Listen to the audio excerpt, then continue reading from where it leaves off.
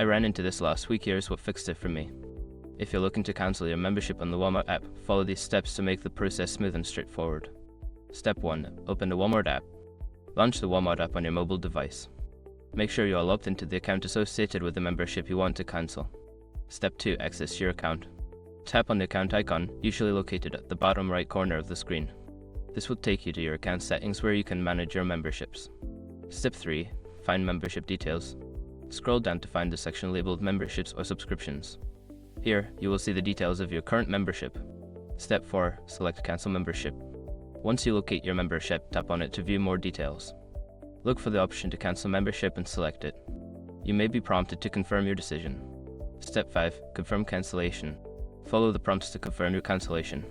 You should receive a confirmation message or email indicating that your membership has been successfully cancelled. Remember, if you don't see the cancel option, it might be due to a pending payment or a trial period that hasn't ended yet. If you run into any issues, don't hesitate to reach out to Walmart customer support for assistance. Good luck, and I hope this helps you out.